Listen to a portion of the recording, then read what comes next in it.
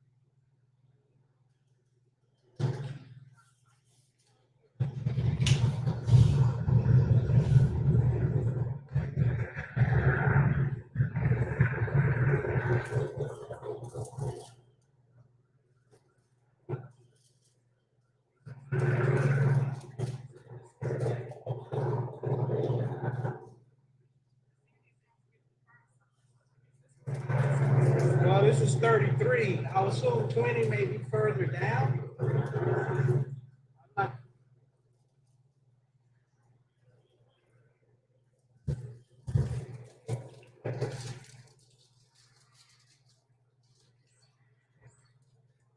We're at a vantage point now.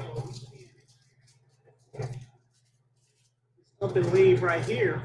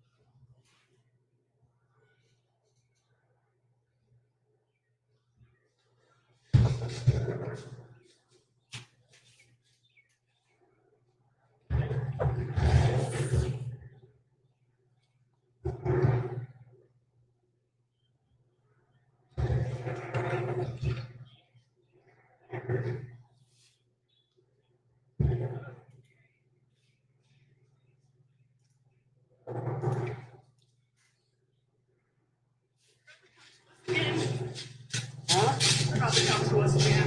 But we need to get the burden and guilt terms for. Oh, you don't need me? Works for me. They just need.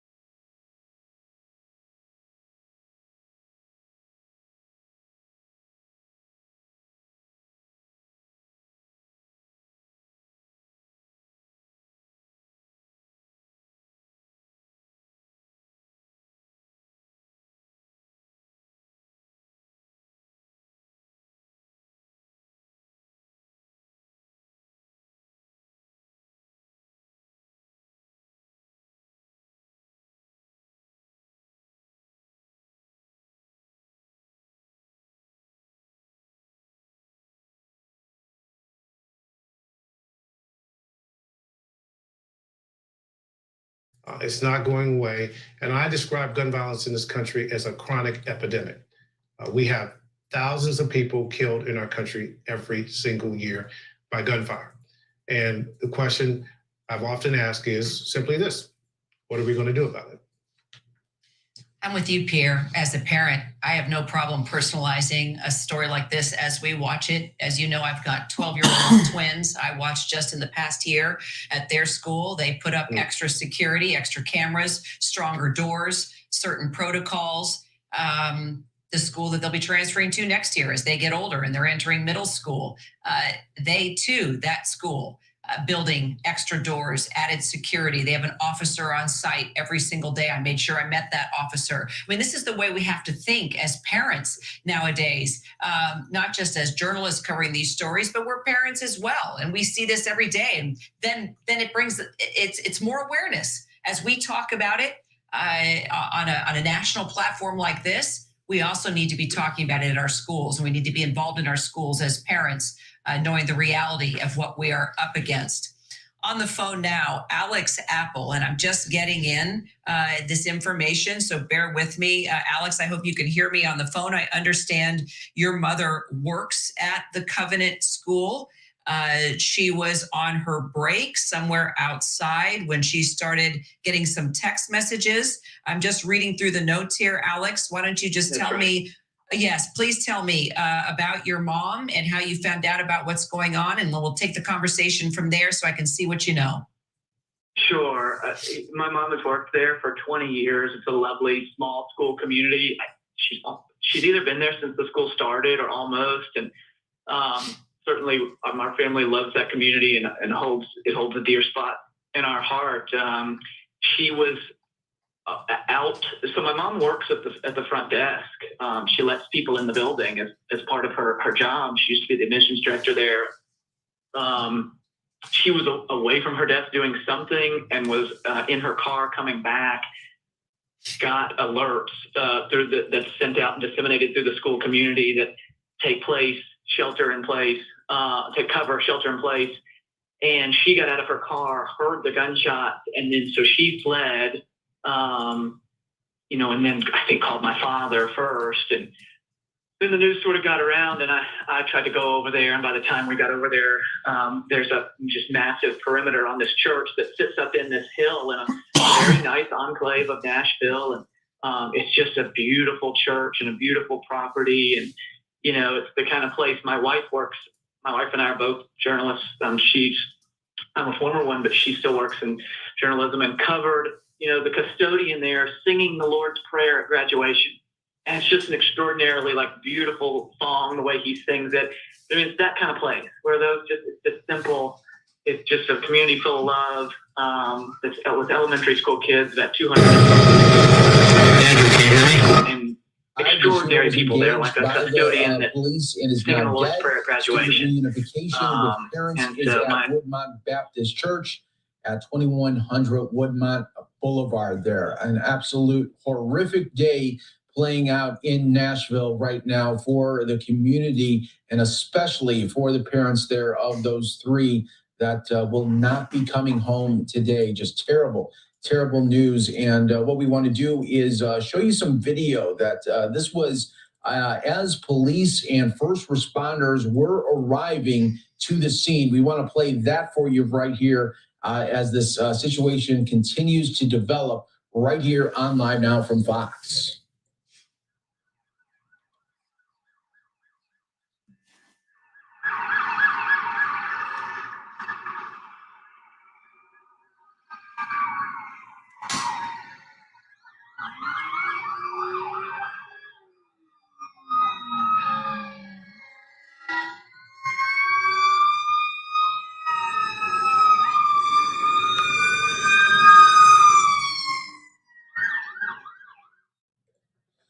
And those were the sights and sounds, unfortunately, coming out there right outside of that school. We go back now to Sky Fox aerials showing you this active investigation, and you can see the police response there, as you can imagine, coming from a lot of different areas in and around Nashville right now. We want to show you another look here. This is of police just right outside of the school reunification center that are continuing to have many, many parents and family and friends of students come, and they want to check in on their loved ones during this very, very difficult time. Still a very fluid situation. We don't know much there about the suspect. We just know that that suspect is dead.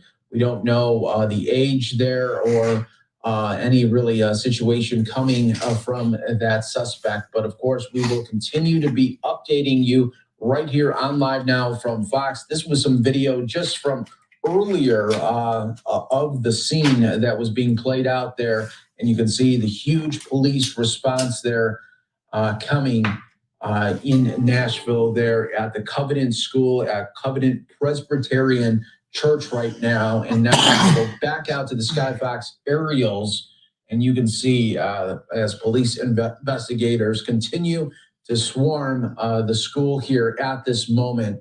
And we have different shots available to you, and bringing it to you all live, raw, and unfiltered right here on Live Now from Fox as we wait for more school updates. But just want to recap on the latest that we know here. 3 students dead here in this shooting. That was first reported there and confirmed there by Vanderbilt University Medical Center in Nashville, confirming that they have 3 pediatric patients that were transported to the medical center. All 3 were pronounced dead after arrival, and we continue to bring you these live aerials and different shots available to us of a nightmare in Nashville right now as 3 students dead now will not be returning home there. Absolute horrific scene being played out right there. And as you can see there, our cameras are really that live, raw, and unfiltered as the photographer is moving to a different scene right now. But we want to show you this video from earlier that was playing out there, and all captured by news crews that went to the scene, obviously, as the situation was unfolding. And now we continue to wait here for a police update. It should be happening pretty soon right here on Live Now from Fox. They do want to go out. Looks like they are getting an interview with a witness. Let's listen right here on Live Now from Fox. N-D-O-N. And you live right here? Yeah, I live here at Georgetown, 5.5 years. So can you just kind of describe for us what you heard? Yeah, so I was out back and I just noticed, I'm used to hearing sirens because there's a fire department around the corner, but it's just too many going by. And then I walked out into our little green space and just saw zooming by the front entrance. I walked out here to go see what's going on, and literally like 20 to 60 cop cars just going by. And then I saw one helicopter hovering above that church up the hill, Presbyterian, and I was just like, this can't be good. It's going to be where it's worse. It's not like an accident or fire. And then came out here, word started coming out about like what's going on, and just seeing the parents over there and coming up and breaking down, it was a lot. So you just don't think this happens in your area. And I just feel so badly for those people that were injured. And I just really hope that I'm thankful that the situation's under control, but just really heartbreaking situation. And I hate that this happened in our town. Something needs to be done about it.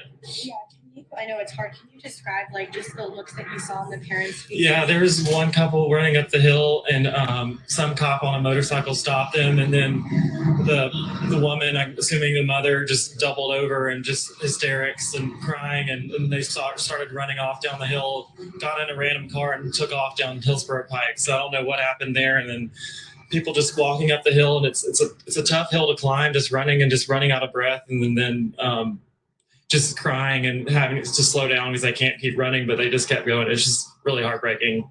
Yeah, it's something you never thought you'd probably never in a million years thought that would be this close to me, this close to home. So what message would you like to send to, I guess, the families and the school that's so close to you right here?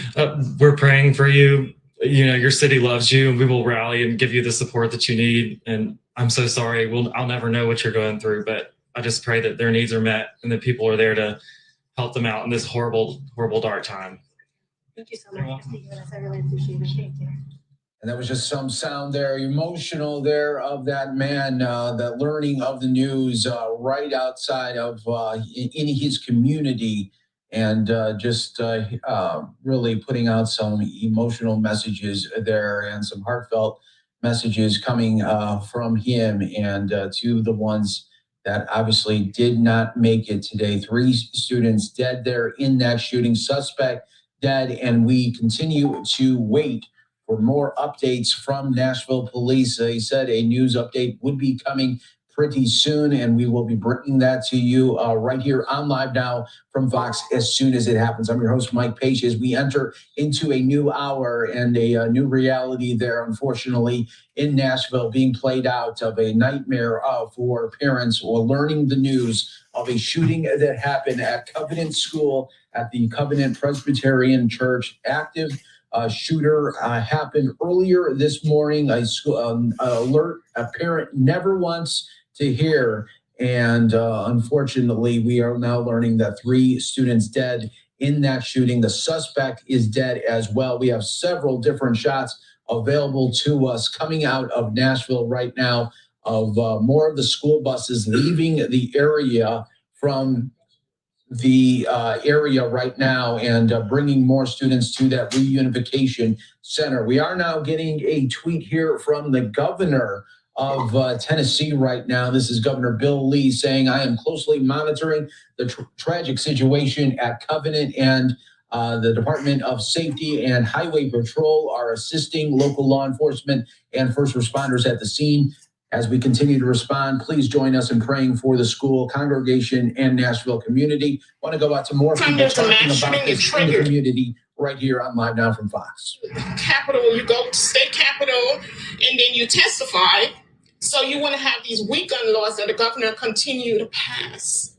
It's ridiculous. And then you get a call today. I got a call earlier today that my son's school's on lockdown. So of course, it triggers something in you. What school does your son go to? Hillsborough High School. When you got that call, what went through your head? You know, you have your son, you know, as you said. Yeah, it's like all over again. All over again. I'm shaking. I don't even know how I made it down here because you don't know what's going on. What do you think needs to happen? Do you think this could have been prevented? I think so. I honestly do. At least let us try. Don't pass laws that are not protecting our children. We're failing our children. How is your son doing? Who goes to Hillsborough High School? How is he holding up? He is nervous. I mean, he can't get in or out of the school, so. Are you keeping up with him by texting him? I am. Yeah, I just went by the school just to make sure. And he's like, Mom, please don't come over here. There's an active shooter. You don't know, whatever. You know, but how could I not worry? So what are they telling parents right now just to say? Yeah, that they're on lockdown. They're still on lockdown. They're, waiting for, Metro to tell them whenever. And, we did get confirmation that right now at least 3 children have died. What do you think of that news? It's sad. It's very sad because I know what those parents are feeling. When you get that call that your child didn't make it or they were one of the victims of a mass shooting, it's the worst feeling ever. It's the most devastating, losing your child. It's devastating. No parent should have to go through this. Well, thank you so much. I'm going to turn the mic off. In a community on edge right now, as you can see the reporter there hugging that person there, talking to the news about the community that is heartbroken right now and still just learning of the news, just like we all are right here on Live Now from Fox. We will continue to bring you these live images as long as we have them. That's what we do here on Live Now from Fox. Try to bring in as many different camera angles that we can here for you. And once we do get some the news conference from the police, of course, we'll bring that to you here on Live Now from Fox. But this is now the live Skyfox aerials being played out right now of the situation happening there at the Covenant School, at the Covenant Presbyterian Church there, of a community that right now, as you can hear, just shocked and really sad at the news here coming on this Monday afternoon now, just past in the afternoon hours there, of 3 students dead. The suspect is dead as well. And we are awaiting more information right here on Live Now from Fox.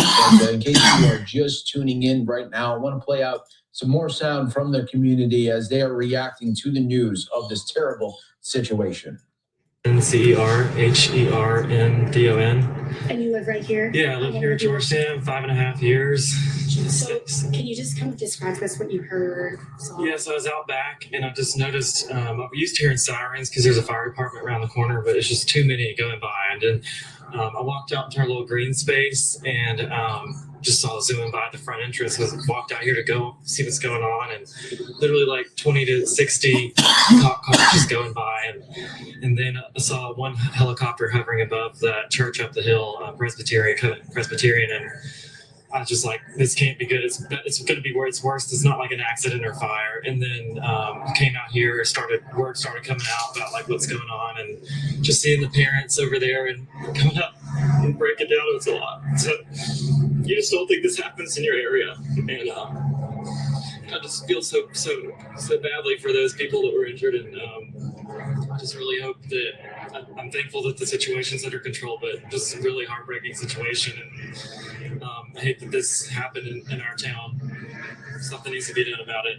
Yeah, I know it's hard, can you describe like just the looks that you saw on the parents' faces? Yeah, there's one couple running up the hill, and some cop on a motorcycle stopped them, and then the woman, I'm assuming the mother, just doubled over and just hysterics and crying, and they started running off down the hill, ran a random car and took off down Hillsborough Pike. So I don't know what happened there, and then people just walking up the hill, and it's a tough hill to climb, just running out of breath, and then just crying and having to slow down because they can't keep running, but they just kept going. It's just really heartbreaking.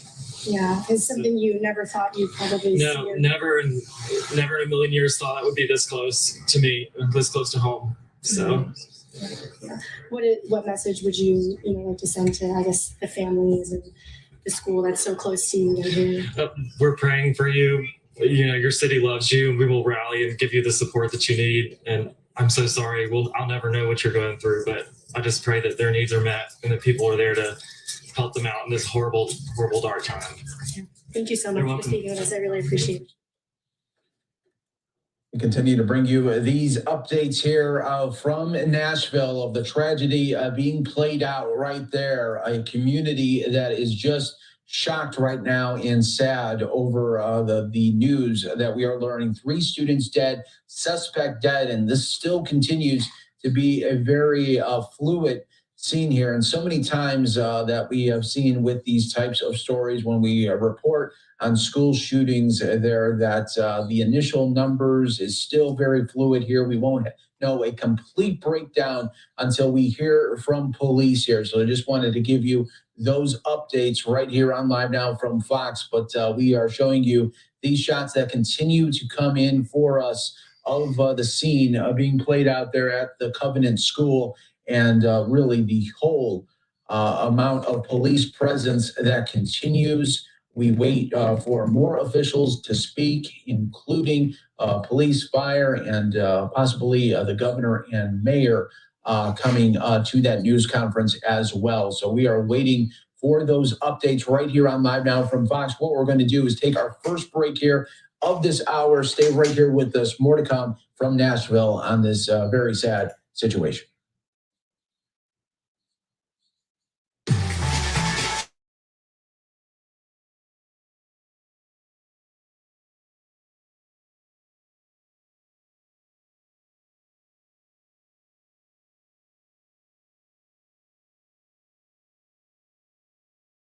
I have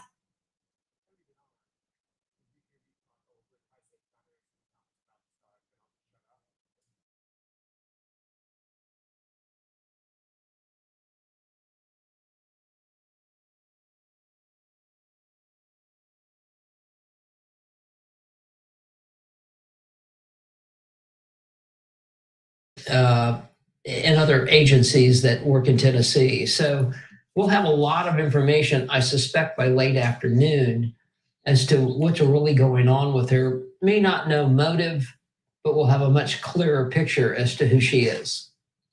So while just before we had taken a quick break, I had a chance to talk with a young man by the name of Alex Apple. Brad, I don't know if you heard that interview. His mom has worked, she's worked there at the school for 20 years. And she actually worked the front desk, and she just so happened to step out for a moment to get something from her car. Matter of fact, we'll get back to that in a second, but I want to reference what we're seeing right now. This is all a part of training. And that's one thing that Alex Apple told me, that this school had gone through active shooting training.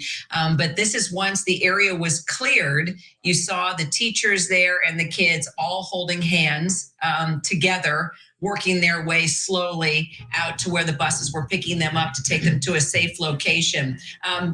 Do you mind, just with your experience, just talking? I mean, everything we've observed here has been pretty impressive with regard to protocol, from the police response to engaging with the shooter, not hesitating for a moment. From Fox, we continue to provide you updates coming out of Nashville, where that very sad updates continue to roll out of a school shooting. We are learning now that 3 students are dead. The suspect is dead as well. This is video from earlier today showcasing just the police response that was in the area. And you can see SWAT team members there as well. And right now we are awaiting, should be any moment right now, an update from officials. We do have the podium that is set up right now. We are just waiting for the police to come to the area here and give the media an update. You can see one officer there just waiting for others to come. And of course, as soon as that happens, we will bring it to you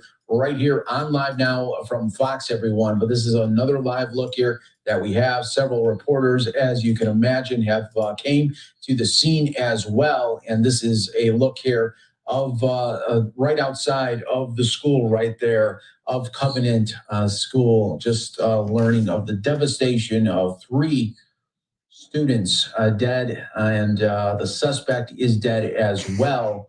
And we are awaiting some more updates from police right now. We want to go back out to the scene there, though, that media members continue to speak to members of the community. Let's listen right here on Live Now from Fox. Thank you guys so much for joining us. I really appreciate it. I'm sorry that you guys were both a part of that. Again, we do have confirmation that 5 people have died.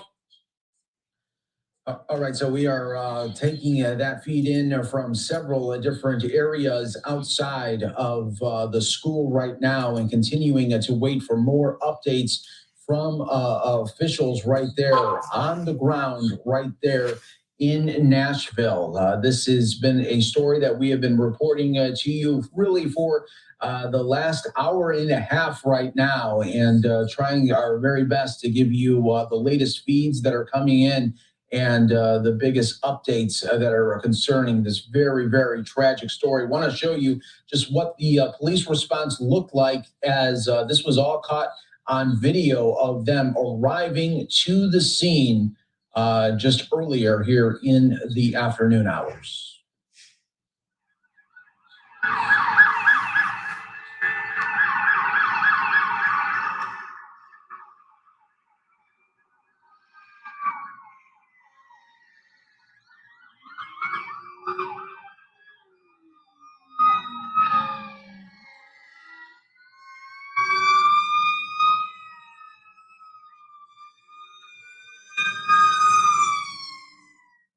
As the sounds you never want to hear in your community, and especially when you are learning of the news that is coming from a school shooting, and then to hear of the parents learning that through text message or phone calls that there is a active shooting happening at your loved one's school has to be absolutely heartbreaking. Your heart sinks learning of that, and then what you want to do is rush there and see if your loved one is okay there. So the latest that we have here for you 3 students dead in this shooting. Suspect is dead as well.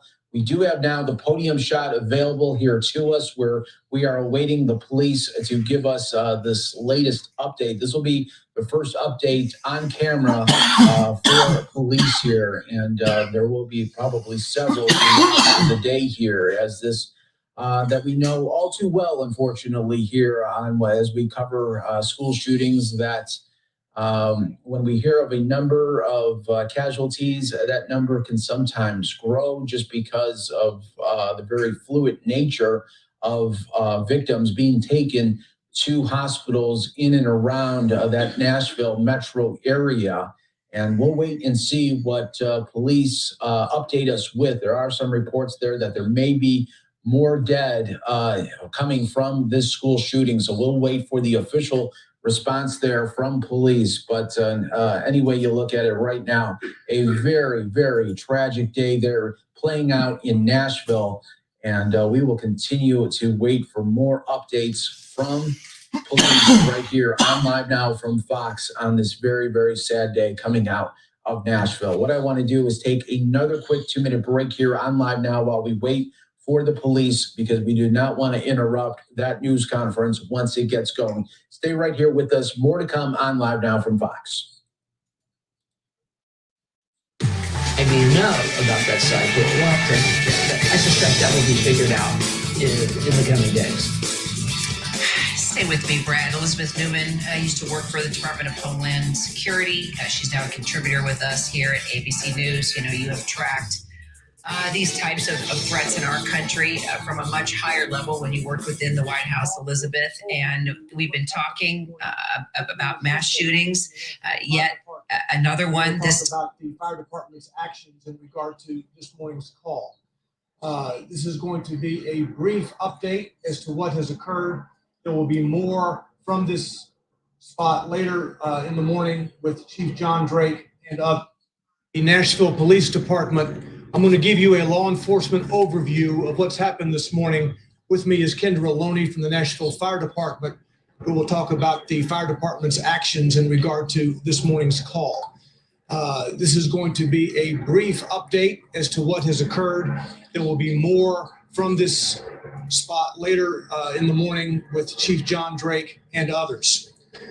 At 10:13 this morning, the police department received a call of an active shooter inside Covenant School, Covenant Presbyterian Church. The police department response was swift. Officers entered the first story of the school, began clearing it. They heard shots coming from the second level. They immediately went to the gunfire. When the officers got to the second level, they saw a shooter, a female, who was firing. The officers engaged her. She was fatally shot by responding police officers. There was a 5-member team who was on the second floor at that time. 2 individuals from that 5-member team opened fire on the shooter. We know at this point that this shooter is a female. She appears to be in her teens, although her identification has not been confirmed at this juncture. We know that she was armed with at least 2 assault-type rifles and a handgun. We are efforting now to identify her.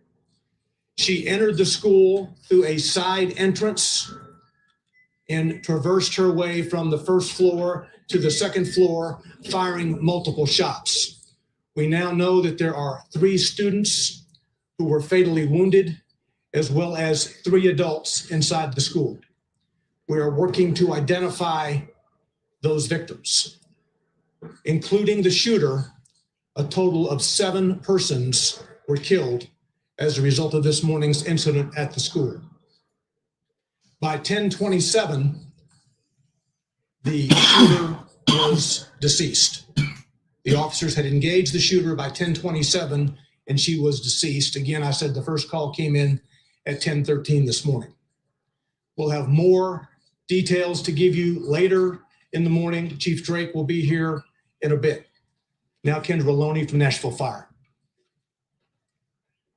Fire department crews are dispatched for active shooter incidents as well for medical support, but also for an RTF response, which is a rescue task force response to go in alongside of MNPD response. Our crews were right there on the scene to provide medical aid to any survivors, but also be there for victims so that we could try life-saving efforts in this case. So we went in as soon as it was safe for our responders to do so, to try to provide life-saving efforts for those that were impacted by this incident and this tragedy. Our crews were able to be on scene to pull out those that had viable signs of life, those that were still showing the option to be saved.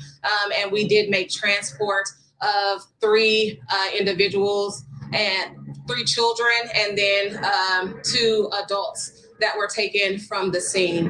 Our crews then set up a reunification unit. That reunification unit is at 2100 Woodmont Boulevard. That's where parents can go to be reunited with their children. All of the remaining students were able to be escorted out of the building with faculty and staff. We're not sure about the processes that they had in place, but we were on scene to help them mitigate anyone from seeing exactly what else was going on, but we're sure that they heard the chaos that was surrounding this. So we do have mental health specialists and professionals that are at that reunification site for both the students and the families that are going to be affected by this today. Our OEM units were able to provide buses to make transport from the Covenant School to the reunification site. We had one bus that carried 74 students and faculty staff members to the reunification site, and an additional bus that had 34 students on them. So all of those persons were carried. It was difficult for us to kind of identify who was just there as part of staff for the church versus who was there for the school, because it's all housed in one building. But at this time, we were able to get that number of persons transported out of the building and into that reunification site. So that is where parents can go to be reunited with their students. There is a hotline being set up for parents to call, but right now that is where they should go, 2100 Woodmont Boulevard, which is Woodmont Baptist Church. Additionally, we do have a debriefing site set up for on-staff personnel who are working this incident, and there are mental health professionals set up there for them as well. There was one police officer that was injured with a hand injury as a result of making an attack on this incident. But other than that, there have been no additional injuries to first responders or personnel responding to this. And as Don mentioned earlier, we will have further updates coming later on in the afternoon.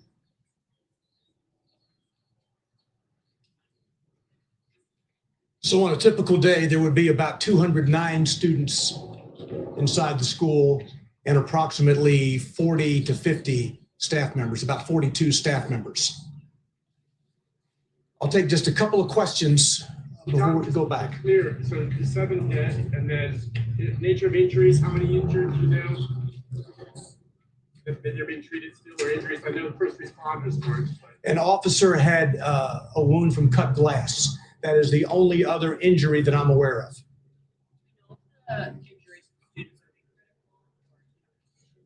The 3 students are deceased.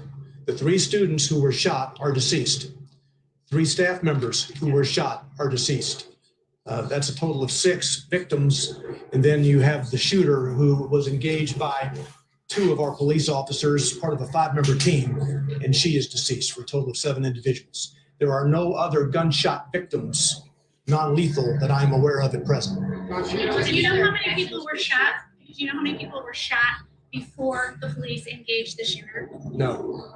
Do you know if they shot anyone after they engaged the shooter? Do you know if the shooter was able to shoot anyone else? Did the shooter have any connection? We do not know who she is at this juncture. We're trying to identify her. She does appear to be in her teens. Again, with 2 assault-type rifles and at least 1 pistol. Did other lives or previous recent incidents that come to the school or the church? No, I'm not. Was there an SRO or an SSO working in the school? No, this is a church that operates a private school. there was no Metro Police personnel assigned to that building at any time. Don, do you know if 5 or 6 adults that were shot maybe confronted the gun? You said 2? Yeah, the adults that were No, shot. there are a total of 3 adults. 3 adults. 3 adults who have been fatally wounded. Okay, one of them being the shooter? No. No, okay, 3 total. Do you So know let me go over this again. You have a total of 6 victims, 3 students who are deceased, and 3 adult staff members from the school who are deceased. The shooter herself makes 7. Do you know if one of the 3 adults maybe confronted her? I do not. There is video from the school that we are viewing now to try to learn exactly how all of this happened. Can you say where the victims were located? Were they in the hallway, in the classroom? I cannot at this juncture, as you know, 5 of the 6 were transported. So we will get that information later in the day. Did police engage with the shooter inside a classroom or in the hallway, whichever location? It is an upper level part of the school. It's kind of a lobby type area. It was not in a classroom per se. All right, we'll be back shortly with more detail. We'll tweet out, give you a 15-minute or so notice before the next one, okay? Thanks. All right, so we are going to get another update throughout the day right here on Live Now from Fox. Just learning the big update there coming from police here. So let's just recap here what we learned, and then for those of you maybe coming into the news conference, maybe in the just past the beginning, middle portion, or the end, we will replay that for you coming up here in just moments. But want to just give a quick recap. So the suspect is a female, where police say that she could possibly be in her teens. They're still working to get the identification there of that suspect, but it was a female believed to be in her teens. She was carrying 2 assault type rifles and 1 pistol to the school. She made her way from a side entrance in the school and went from the lower level to the upper level shooting. And we have learned that 3 students have been declared dead from that shooting, as well as 3 adults. Now, on a normal Monday, there would be 209 students roughly at the school, 42 staff members. And we learned there of the situation being played out there, a horrific nature of a female entering the school to do the most damage that she could and try to destroy as many lives as possible. And that is what has happened here. 6 dead in total, 3 of them being students, 3 of them being adults there, and just 1 officer was injured, but no others were shot there. Others than the ones that have been pronounced dead. We are now giving you a live look right here at the aerials of this school here at Covenant that is run by the church there, the Covenant Presbyterian Church. Let's listen to officials there. We are going to recap it right here from the beginning for you, right here on Live Now from Fox, so you didn't miss anything right here. More from this spot later in the morning with Chief John Drake and others. At 10:13 this morning, the police department received a call of an active shooter inside Covenant School, Covenant Presbyterian Church. The police department response was swift. Officers entered the first story of the school, began clearing it. They heard shots coming from the second level. They immediately went to the gunfire. When the officers got to the second level, they saw a shooter, a female, who was firing. The officers engaged her. She was fatally shot by responding police officers. There was a 5-member team who was on the second floor at that time. 2 individuals from that 5-member team opened fire on the shooter. We know at this point that this shooter is a female. She appears to be in her teens, although her identification has not been confirmed at this juncture. We know that she was armed with at least 2 assault-type rifles and a handgun. We are efforting now to identify her. She entered the school through a side entrance and traversed her way from the first floor to the second floor, firing multiple shots. We now know that there are 3 students who were fatally wounded, as well as 3 adults inside the school. We are working to identify those victims, including the shooter. A total of 7 persons were killed as a result of this morning's incident at the school. By 10:27, the shooter was deceased. The officers had engaged the shooter by 10:27, and she was deceased. Again, I said the first call came in at 10:13 this morning. We'll have more details to give you later in the morning. Chief Drake will be here in a bit. Now, Kendra Maloney from Nashville Fire.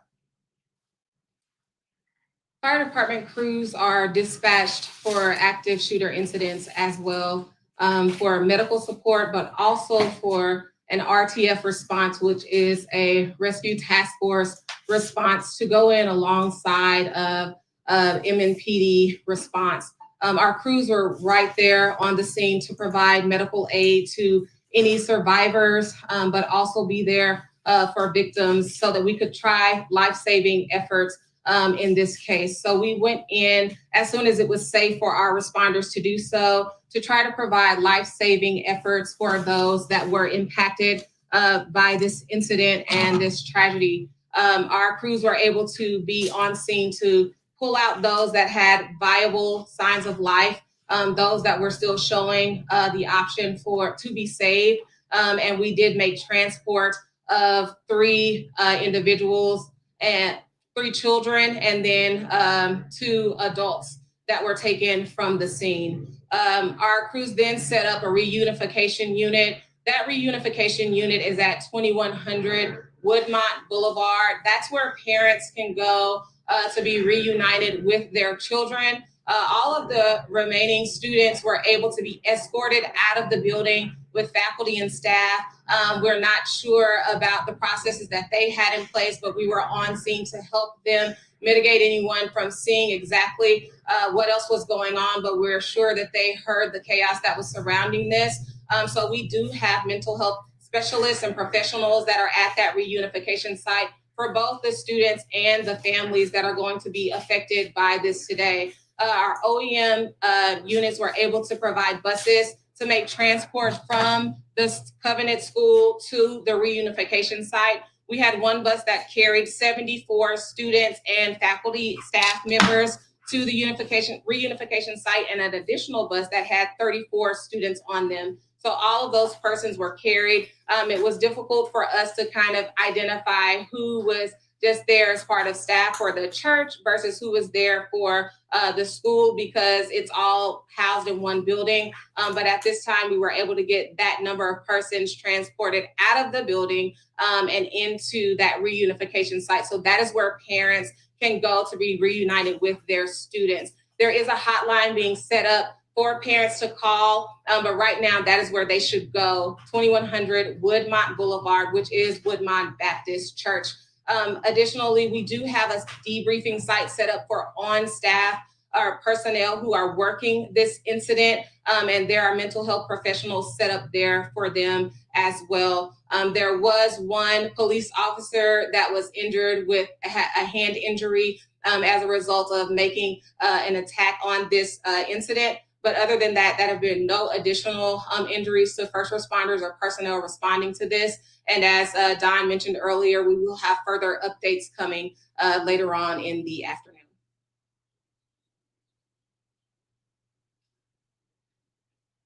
So on a typical day, there would be about 209 students inside the school and approximately 40 to 50 staff members, about 42 staff members. I'll take just a couple of questions before we go back. Injuries, how many injuries?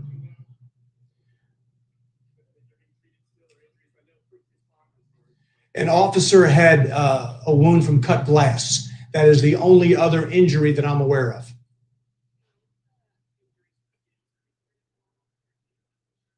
The 3 students are deceased. The 3 students who were shot are deceased. 3 staff members who were shot are deceased. That's a total of 6 victims. And then you have the shooter who was engaged by 2 of our police officers, part of a 5-member team, and she is deceased for a total of 7 individuals. There are no other gunshot victims, non-lethal, that I'm aware of at present. Do you know how many people were shot? Do you know how many people were shot before the police engaged the shooter? No. Do you know if they shot anyone after they engaged the shooter? Do you know if the shooter was able to shoot anyone else? Well, we do not know who she is at this juncture. We're trying to identify her. She does appear to be in her teens. Again, with 2 assault-type rifles and at least 1 pistol.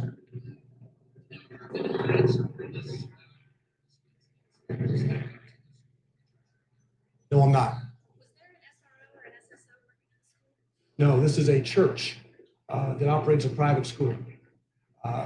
There was no Metro Police personnel assigned to that building at any time. You said 2? No, there are a total of 3 adults. 3 adults who have been fatally wounded. No. So let me go over this again. You have a total of 6 victims, 3 students who are deceased, and 3 adult staff members from the school who are deceased.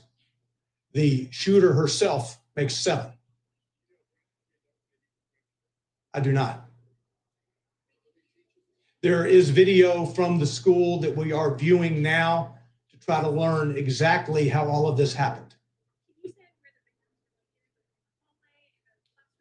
I cannot at this juncture, as you know, 5 of the 6 were transported. So we will get that information later in the day.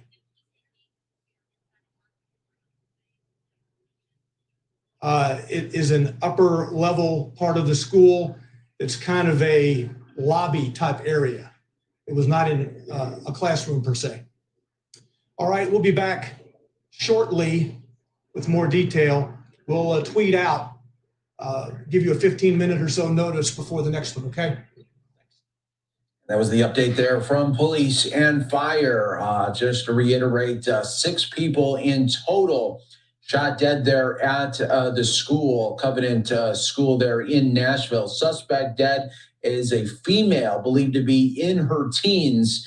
And we are going to await the next news conference, and that will be alerted by Nashville Metro coming up. All right, everyone, we are going to slide away for a quick 2-minute break. Stay right here with us. More to come live from Nashville.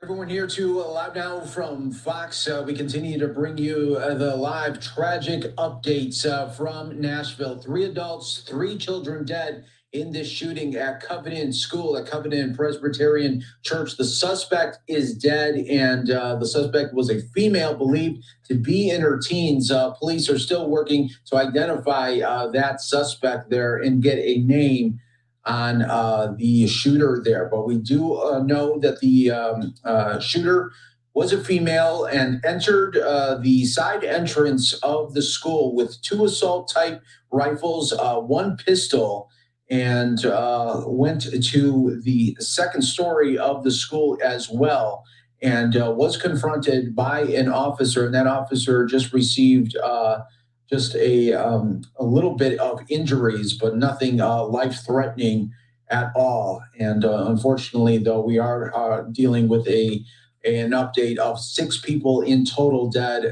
as well as the suspect in that tragic shooting here. Want to give you some updates as members of Congress are speaking out. This is Representative Andy Ogles, who represents the district there, saying, "My family and I are devastated by the tragedy that took place at the Covenant School in Nashville this morning. We are sending our thoughts and prayers to the families of those lost. As a father of 3, I am utterly heartbroken by the senseless act of violence. I am closely monitoring the situation and working with local officials. Thank you to the brave first responders who have provided support throughout this tragedy." We're also getting some other updates. This one from Cheryl Crow tweeting out, "No words, the Covenant School. Our children deserve better. Praying for all affected. Tragic America." And this coming from country singer Randy Houser. "God bless all the parents of children at the Covenant School. Horrific and sickening." This also coming from Carly Pierce, their country singer as well. "Pray for Nashville. A shooting at a school has occurred. 3 children dead. Praying for these babies and their families. Absolutely devastating." And now live aerials once again of the investigation, as police will be there all day and all night there as they continue to try to get really a sense there of the senseless shooting. And there's no way to make any sense of this when someone wants to go in and try to create as much carnage as they can, entering a school with 3 weapons on them. As we continue to provide you these updates right here on Live Now from Fox, we bring them to you live, raw, and always unfiltered right here. I'm your host, Mike Page, as we continue to guide you through this very, very tragic episode coming out of Nashville. Want to continue to play out some more sound from people that are in the community and hearing this news right now here on Live Now from Fox. And DON. And you live right here? Yeah, I live here at Georgetown, 5.5 years. So can you just kind of describe to us what you heard, saw? Yeah, so I was out back and I just noticed, we used to hearing sirens because there's a fire department around the corner, but it's just too many going by. And then I walked out into our little green space and just saw zooming by the front entrance. I walked out here to go see what's going on, and literally like 20 to 60 cop cars just going by, and then I saw 1 helicopter hovering above that church up the hill, Presbyterian, and I was just like, this can't be good. It's going to be where it's worse. It's not like an accident or fire. And then came out here, word started coming out about like what's going on, and just seeing the parents over there and coming up and breaking down, it was a lot. So you just don't think this happens in your area, and I just feel so badly for those people that were injured, and I just really hope that I'm thankful that the situation's under control, but just a really heartbreaking situation, and I hate that this happened in our town. Something needs to be done about it. Yeah, I know it's hard, can you describe like just the looks that you saw on the parents' faces? Yeah, there was 1 couple running up the hill, and some cop on a motorcycle stopped them, and then the woman, I'm assuming the mother, just doubled over and just hysterics and crying, and they started running off down the hill, got in a random car and took off down Hillsborough Pike. So I don't know what happened there. And then people just walking up the hill, and it's a tough hill to climb, just running out of breath, and then just crying and having to slow down because they can't keep running, but they just kept going. It's just really heartbreaking. Yeah, it's something you never thought you'd probably see. No, never in a million years thought it would be this close to me, this close to home. So, What message would you like to send to, I guess, the families and the school that's so close to you right here? we're praying for you. You know, your city loves you, and we will rally and give you the support that you need. And I'm so sorry. I'll never know what you're going through, but I just pray that their needs are met and that people are there to help them out in this horrible, horrible, dark time. Yeah, Shondell Brooks. Shondell Brooks, could you spell that for me? Yeah, SHAUNDELLE.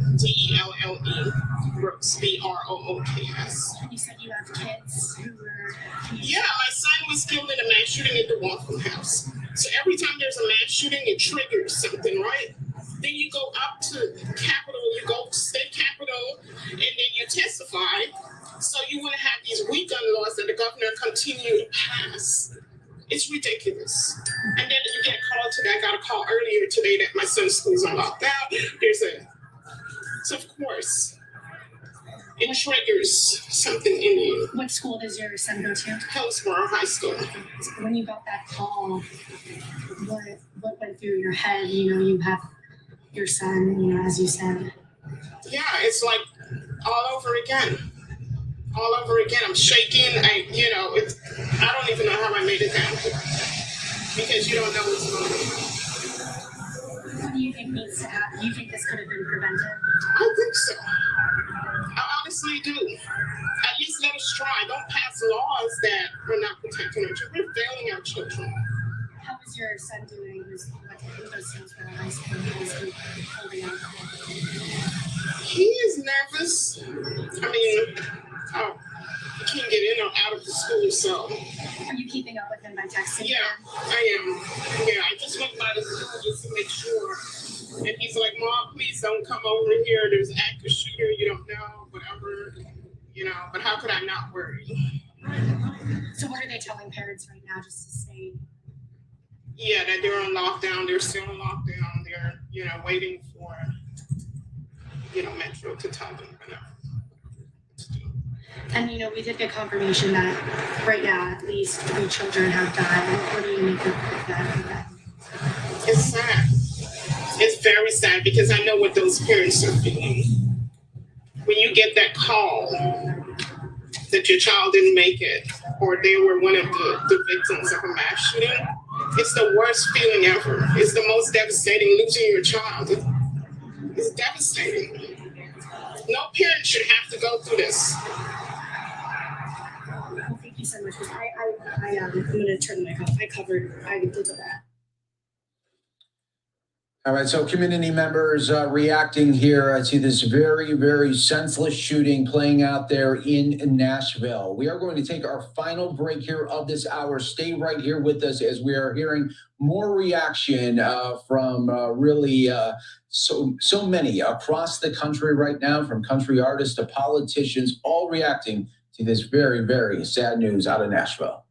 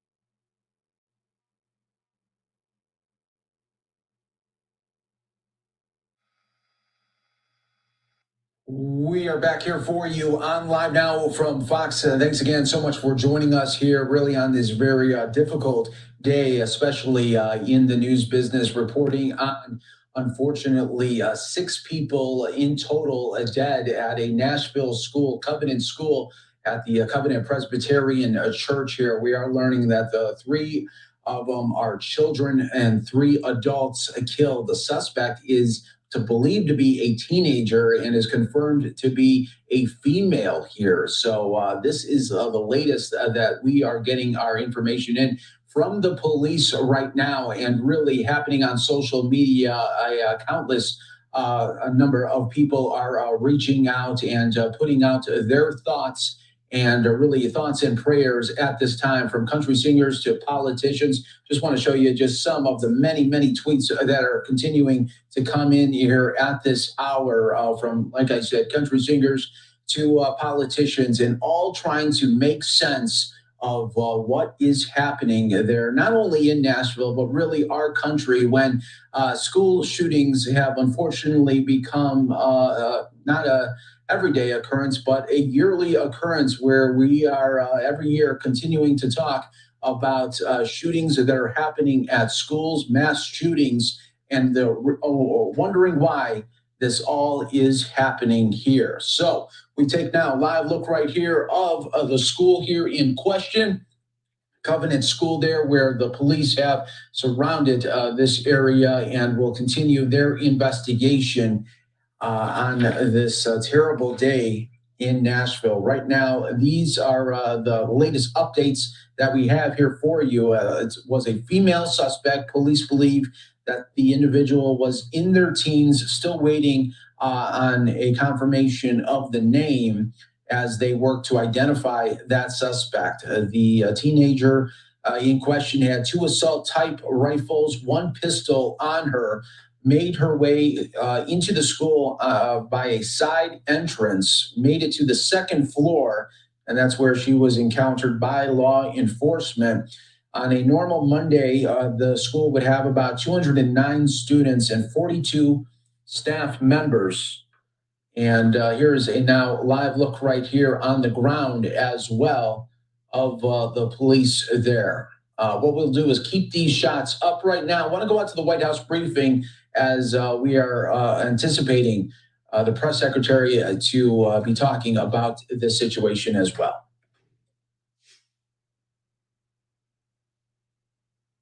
For all the families affected by this shooting. While we don't know yet all the details in this latest tragic shooting, we know that too often our schools and communities are being devastated by gun violence. Schools should be safe spaces for our kids to grow and learn, and for our educators to teach. As you all know, President Biden has taken more action than any president in history on gun safety, from nearly 24 actions, including the executive order he just signed last month, or this month, pardon me, to the bipartisan Safer Communities Act legislation he signed into law after the tragedies in Uvalde and Buffalo. He also believes it's not enough. We must do more, and he wants Congress to act, because enough is enough. In his State of the Union, the president called on Congress to do something to stop the epidemic of gun violence, tearing families apart, tearing communities apart. How many more children have to be murdered before Republicans in Congress will step up and act to pass the assault weapons ban, to close loopholes in our background check system, or to require the safe storage of guns? We need to do something. Once again, the president calls on Congress to do something before another child is senselessly killed in a preventable act of gun violence. Again, we need to do something. I also wanted to say a few words about the deadly tornadoes that tore through Mississippi on Friday night. As the president said in a statement over the weekend, he and the First Lady are praying for those who lost loved ones in these tornadoes. To that end, President Biden approved an expedited major disaster declaration for Mississippi early Sunday morning and ordered federal funding be made available to support emergency response efforts in the areas affected by the severe storms. Secretary Mayorkas and FEMA Administrator Deon Criswell were also on the ground yesterday to assess the damage, survey emergency response efforts, and meet with Governor Reeves and other state and local officials. We remain committed to doing everything we can to help those impacted by these storms and help them recover. Tomorrow, President Biden will travel to Durham, North Carolina to kick off the Investing in America tour with a visit to Wolfspeed, a manufacturer of semiconductor chips that is investing $5 billion to expand their North Carolina operations and create 1,800 good paying jobs right here at home. Over the next 3 weeks of this tour, the President, Vice President, First Lady, Second Gentleman, and members of the cabinet will fan out over 20 states across the country to visit communities benefiting from Investing in America agenda.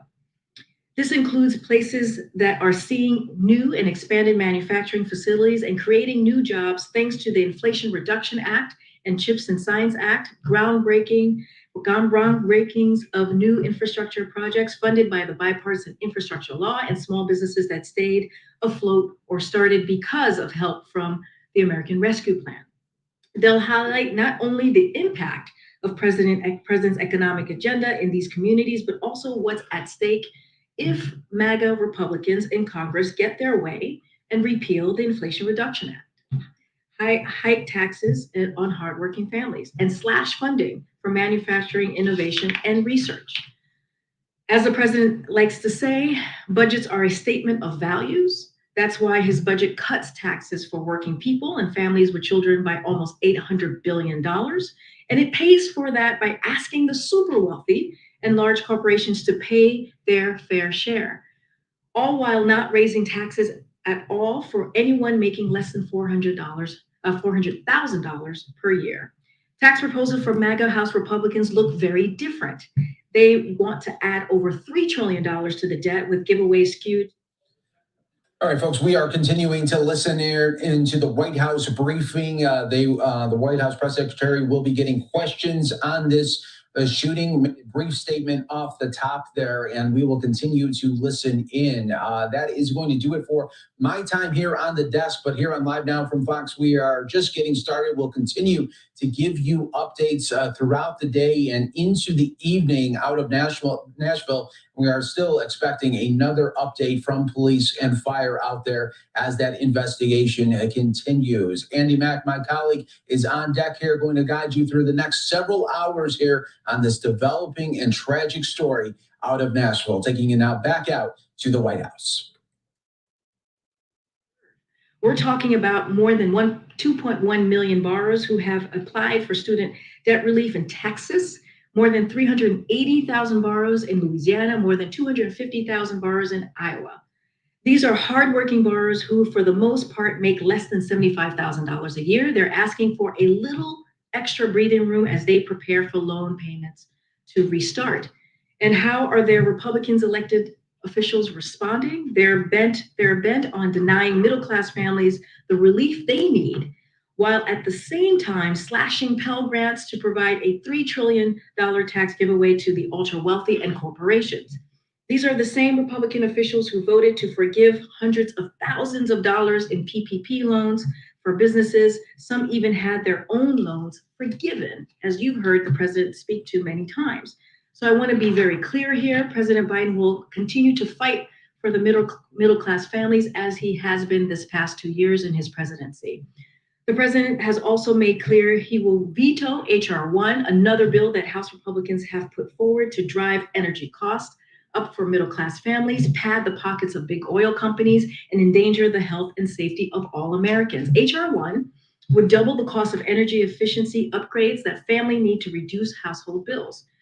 It would repeal key provisions of the Inflation Reduction Act to cut energy costs and boost economic development. It would eliminate pollution control requirements that prohibit big companies from polluting the air we breathe. And it will allow petroleum refineries that use hydrofluoric acid, a highly toxic chemical known to cause severe burns, eye damage, declassification of bones, to avoid any requirements to consider safer alternatives. It is no wonder the bill was endorsed by big oil companies. And with that, Amr, thank you for your patience. First, on Nashville, you pointed to last year's bipartisan reforms, as well as alluded to the executive actions, I think, of just a few weeks ago. And then you also pointed it's not a panacea, but is there any disappointment from the administration that these efforts haven't had more of effect on lessening the scourge of terrible violence? Well, I don't have the data in front of me on what the president's executive action has been able to do. Clearly, those are actions that are that he was able to do on the federal level. But the president has been very clear. We need to take more action. We actually need to ban assault weapons. We need to take more action so that our children are safe in schools, so that our communities are not torn apart. And we've been very clear about that. The president is going to continue to be consistent. He mentioned that at the State of the Union when he had an opportunity to just not speak in front of Congress, but also speak in front of the American people. We have to do more. The president has done almost as much as he can from the federal level to show how important this is to him. And this is something that he has been working on since he was senator, right? 30 years ago, when the first assault ban weapons passed, it was because of the work partially of then Senator Biden. So again, he's going to continue to call on Congress to act. This is, we can't keep seeing what we saw today. Right now, we're hearing 6 elementary kids dead.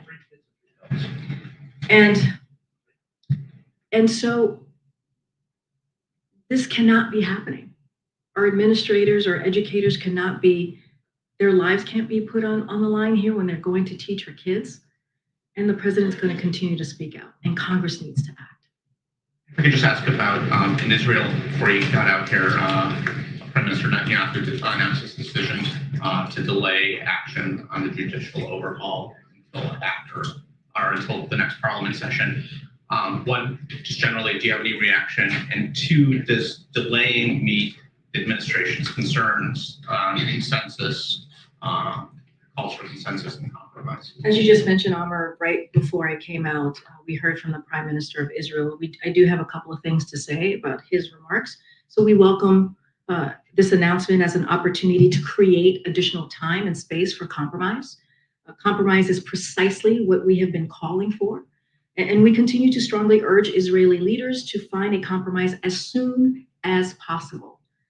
We believe that it is the best path forward for Israel and all of its citizens to find this compromise. Democratic societies are strengthened by checks and balances, and fundamental changes to a democratic system should be pursued with the broadest possible base of popular support. And so that's what we're going to continue to call for. Will we see the president address this latest school shooting in Nashville? So I believe he will be addressing it before his remarks today at about 2:30. So you'll hear directly from the president. So the answer there is yes. Okay, and you spoke about the call from the president of the White House for Congress to act on gun violence, but here we are, another elementary school shooting. What does the White House say to American people who are feeling hopeless right now, and shocked that this is happening once again? We say that, yes, we agree. This is unacceptable. What we're seeing today, what we're seeing in schools and communities across this country is unacceptable. Our children should be able to go to school feeling safe, feeling protected. People should be able to go to grocery stores feeling safe. And what we saw today is devastating, is heartbreaking for any American, any parent across the country, or any American.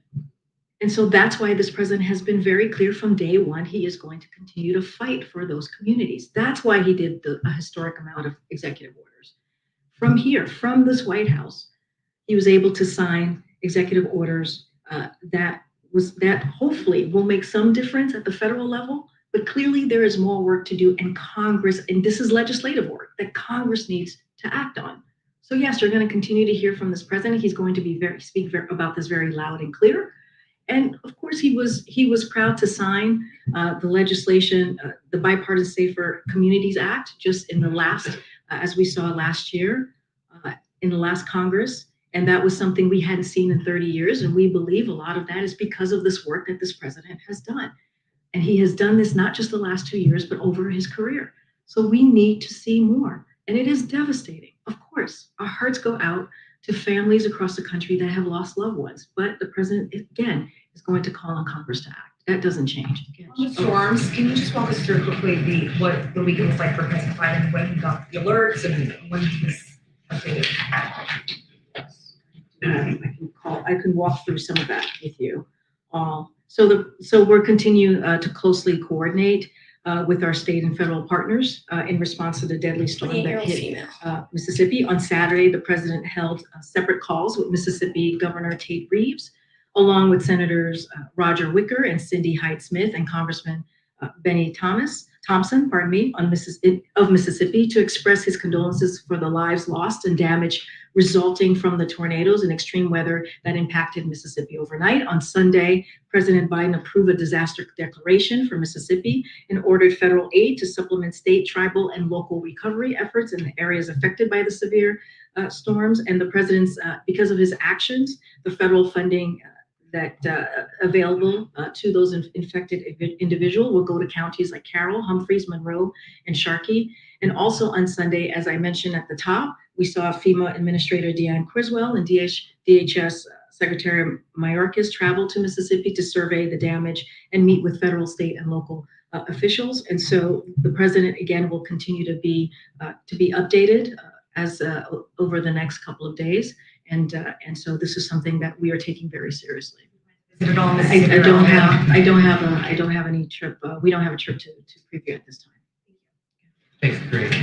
Does the White House have any additional executive orders in the pipeline on guns, given the realities of the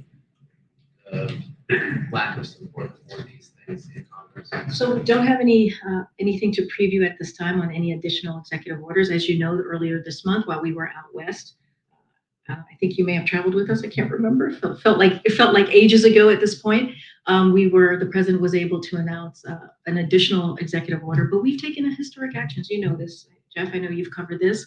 The first year and a half, more than any other president has. And so clearly we have taken this seriously. But again, we need legislative action, and that has to come from Congress. Topic. Are U.S. regulators and is the administration looking at expanding emergency lending facilities for banks to help Give First Republic Bank, which is one of the ones that's been concerned, more time to shore up its balance sheet? So I don't have anything new to share from here. As you know, that's something the federal regulators and the Treasury Department, that's something that they would be focusing on. What I will say more broadly about regional banks and the actions that could potentially be taken, as Chair Powell recently said, our banking system is sound and resilient with strong capital liquidity. When we've taken decisive and forceful actions to strengthen the public confidence, you've heard me say that many times from here. That was something that was important for the president to do, and also give bank access to resources to meet those depositors' demand. And so, look, we took actions. The deposits stabilized at regional banks. That's what we have seen over the past 10 days or so. But I just don't have anything to share beyond that as it relates to regional banks or First Republic. But again, the actions that we have taken has certainly, we have seen them work. And we want to continue to give Americans confidence, but also make sure that depositors get what they need as well, the resources that they need. You're just listening in here to Karine Jean-Pierre. She's providing an update there. I'm Andy Mack. Thank you so much for joining us here on Live Now from Fox as we continue to follow this breaking news out of Nashville, Tennessee. Of course, this was the scene overhead at that Covenant school there in Nashville. Of course, we're learning that 3 children, 3 adults, and a suspect now dead. We just got an update from police. I also want to put up this tweet that we're learning more information on the suspect, on the potential shooter, as the Nashville police say. Update: 3 students, 3 adult staff members from Covenant School were fatally shot by the active shooter, who is now being identified as a 28-year-old Nashville woman. Of course, police coming out earlier saying that it was a female with 2 assault-type weapons and a handgun. They believed possibly was a teenager, but now they are saying is identified as a 28-year-old woman there from Nashville. We'll continue here on Live Now from Fox. We'll have much more on experts and what this means. Certainly a rarity that a woman is the shooter in a mass shooting. We'll kind of ask and detail potentially why that is the case coming up in just a little bit. We're going to take a quick 2-minute break though first here on Live Now.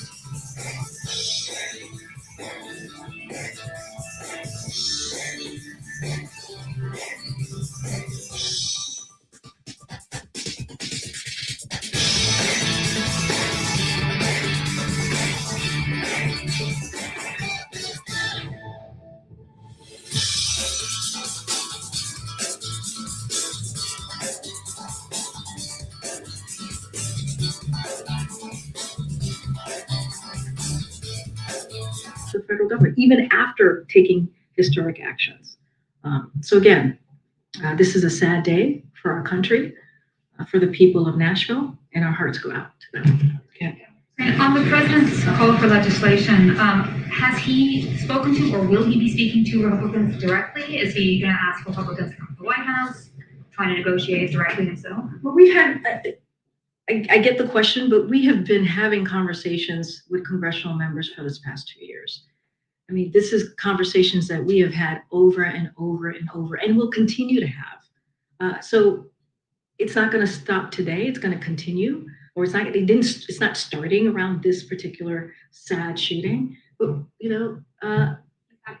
with Republicans about the I'm need saying for what I'm things like saying the is solar what I'm ban? saying is I don't have anything to preview for you at this time, or to lay down of a conversation that he's had recently. What I'm saying is this is something that his administration has taken very seriously over the last 2 years. There's a reason why this is a president that has taken historic actions on executive orders when it comes to gun violence, because he's taken this seriously. I don't have anything to read out to you at this time, but our office, the Office of Leg Affairs, the Domestic Policy Office, these are things that we have taken very, very seriously. I'm going to try and take a question from the back because I know Alex way back there. Gwen, can you discuss what happened with your FAA nominee and what you plan to do next? I mean, obviously there have been some high-profile incidents and people are concerned about the safety of our commercial aviation system. So what's next? So FAA needs a confirmed administrator, period. Like that's what they need. That's what the country and Americans deserve. Phil Washington had the right qualifications and experience for this role. A couple of things that you've heard me talk about and you've heard us talk about more broadly. He's led the Denver International Airport, one of the busiest airports in the world, managed large safety-focused transportation agencies, and served as command sergeant major in the military. This was a veteran of the military. This was a veteran. And, there were games that we played on, an onslaught of unfounded Republican attacks on Mr. Washington, on his service, his experience, and which irresponsibly delayed the process. So including threatening unnecessary procedural hurdles on the Senate floor. That's what was happening. And so, Senate Republicans' month-long relentless campaign to sink the nomination of a qualified, again, military veteran. Our administration believes that his service in uniform is an asset. That should have been an asset. So again, we respect Mr. Washington's decision and are grateful for the time he dedicated to this process and continued commitment to public service. But again, the FAA needs a confirmed administrator here. Christian, go ahead. I know. Yeah, thanks. I wanted to ask about this SBA roundtable coming up. There's been critiques from Republicans that the administration, while you guys are addressing all this fraud that we saw during the pandemic with the small business programs, there isn't enough work being done to modernize the system so that this moves quickly and smoothly going forward. We don't have to do this back-thinking process again. Do you have any response to that? Yeah, I do.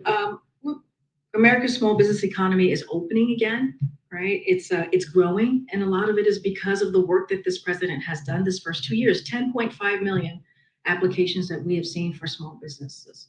That's because of the work that we have done, starting with the American Rescue Plan. And because of how we've handled COVID relief, because of how we've handled making sure that we have an economy that grows from the middle up and the bottom up, middle out, we have seen this increase of people going out there trying to start small businesses. We have seen making sure that people don't get left behind. And this is because of SBA programs and services. And just a couple of things, CBA have scaled up its use of technology and centered customer service and experience, increasing accessibility, streamlining processes, and delivering broad support across our programs. And because of that, they've been able to deliver on these historic outcomes. So the data shows that SBA has done the work because of this president's leadership to make sure that you see these small businesses growing. And a lot of that is from the beginning of the first couple of months that the president walked in, passing the American Rescue Plan, by the way, no Republican voted for. I know we have to go. I'm going to take one more. Try to go to the back here. Go ahead, John. Thanks a lot, Ray. Any chance of the president reaching out to the Tennessee congressional delegation, predominantly Republican, in terms of trying to move legislation forward on the front of gun control, trying to, as you put it, move forward with meaningful gun control? So don't have anything to preview at this time, but again, this is our administration when it comes to Office of Leg Affairs, when it comes to other White House offices, has taken this very seriously, have had multiple conversations with members of Congress about moving legislation forward to deal with this issue. And that's not going to end, that's just going to continue. Separately, just one final thing on foreign affairs front, the plans that President Putin announced over the weekend to move tactical nukes into Belarus. What is the administration's reaction to those plans that the President Putin announced? So we're going to continue to monitor the implications. We have not seen any reason to adjust our own strategic nuclear posture, nor any indications that Russia is preparing to use nuclear weapon. And so, we remain committed to the collective defense of the NATO alliance, but we have not seen any reason right now to change or adjust our posture. All right, guys, I know we'll see you on the road tomorrow, and I'll be back on Wednesday. You're just listening in there. Karina Jean-Pierre providing an update and talking a little bit about that shooting taking place in Nashville at that school earlier today, talking about this as well, talking about the gun legislation that President Biden has put in place from the federal level already, and also asking to move forward with a potential assault weapons ban as well. We're following all of this right here on Live Now from Fox. I am Andy Mack. Thank you so much for joining us. We're going to continue to cover this major story here on Live Now throughout the day. We're hoping to hear a new update from officials sometime soon. We do know now that the gun woman has been identified as a 28-year-old female from Nashville.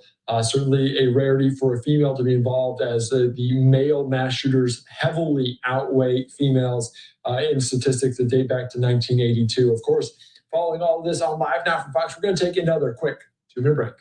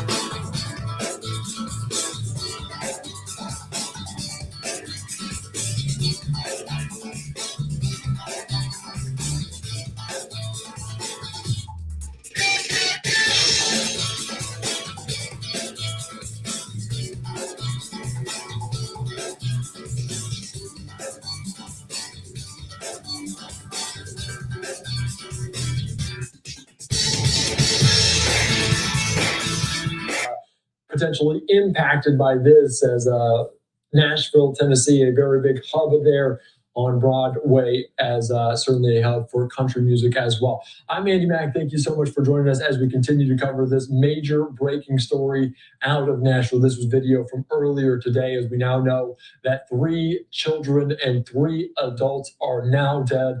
And the shooter has been identified as a 28-year-old woman from Nashville. We want to go back out, though, to officials on the ground as they were providing a quick update from earlier, just to give you a little bit of if you're just tuning in here to Live Now, of what we know and what we know now. More from this spot later in the morning with Chief John Drake and others. At 10:13 this morning, the police department received a call of an active shooter inside Covenant School, Covenant Presbyterian Church. The police department response was swift. Officers entered the first story of the school, began clearing it. They heard shots coming from the second level. They immediately went to the gunfire. When the officers got to the second level, they saw a shooter, a female, who was firing. The officers engaged her. She was fatally shot by responding police officers. There was a 5-member team who was on the second floor at that time. 2 individuals from that 5-member team opened fire on the shooter. We know at this point that this shooter is a female. She appears to be in her teens, although her identification has not been confirmed at this juncture. We know that she was armed with at least 2 assault-type rifles and a handgun. We are efforting now to identify her. She entered the school through a side entrance and traversed her way from the first floor to the second floor, firing multiple shots. We now know that there are 3 students who were fatally wounded, as well as 3 adults inside the school. We are working to identify those victims. Including the shooter, a total of 7 persons were killed as a result of this morning's incident at the school. By 10:27, the shooter was deceased. The officers had engaged the shooter by 10:27, and she was deceased. Again, I said the first call came in at 10:13 this morning. We'll have more details to give you later in the morning. Chief Drake will be here in a bit. Now, Kendra Maloney from Nashville Fire. Fire department crews are dispatched for active shooter incidents as well, for medical support, but also for an RTF response, which is a rescue task force response to go in alongside of MNPD response. Our crews were right there on the scene to provide medical aid to any survivors, but also be there for victims so that we could try life-saving efforts in this case. So we went in as soon as it was safe for our responders to do so, to try to provide life-saving efforts for those that were impacted by this incident and this tragedy. Our crews were able to be on scene to pull out those that had viable signs of life, those that were still showing the option to be saved.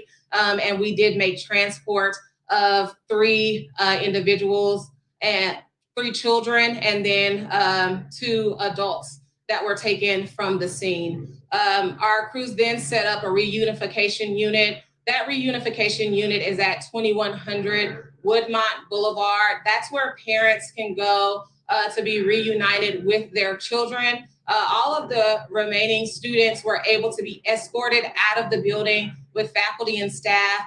We're not sure about the processes that they had in place, but we were on scene to help them mitigate anyone from seeing exactly what else was going on, but we're sure that they heard the chaos that was surrounding this.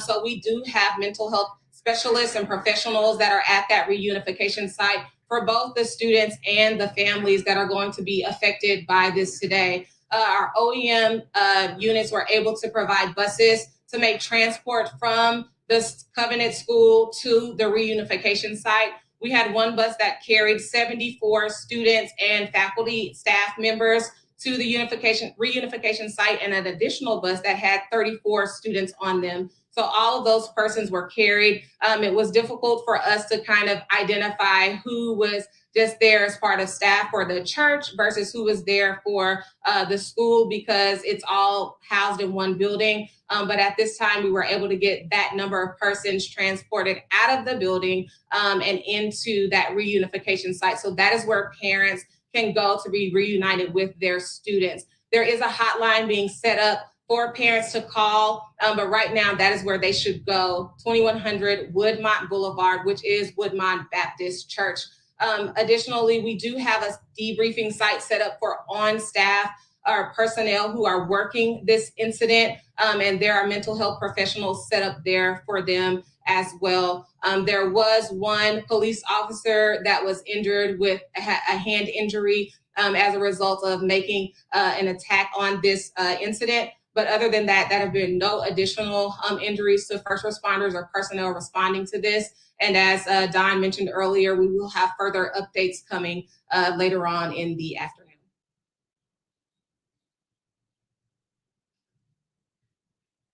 So on a typical day, there would be about 209 students inside the school and approximately 40 to 50 staff members, about 42 staff members. I'll take just a couple of questions before we go back. Nature of injuries, how many injuries?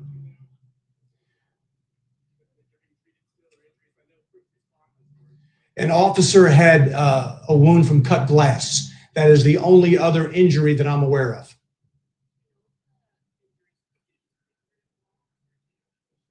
The 3 students are deceased. The 3 students who were shot are deceased. 3 staff members who were shot are deceased. That's a total of 6 victims. And then you have the shooter who was engaged by 2 of our police officers, part of a 5-member team, and she is deceased for a total of 7 individuals. There are no other gunshot victims, non-lethal, that I'm aware of at present. Do you know how many people were shot?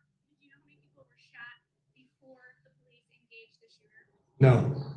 Do you know if they shot anyone after they engaged the shooter? Do you know if the shooter was able to shoot anyone else?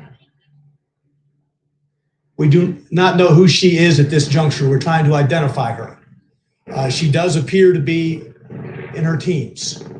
Again, with 2 assault-type rifles and at least 1 pistol.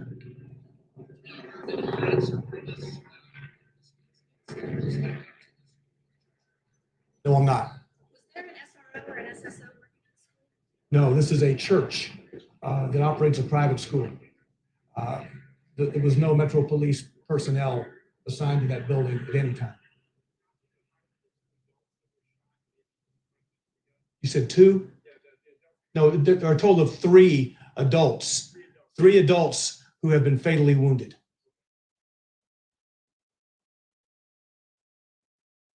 You're just listening in there to officials on the ground in Nashville, Tennessee. Of course, we do know now more of the identity of that suspect, of that shooter, as we are learning from Nashville PD as they're providing this update saying 3 students, 3 adult staff members from the Covenant School were fatally shot by the active shooter, of course, who has now been identified as a 28-year-old Nashville woman.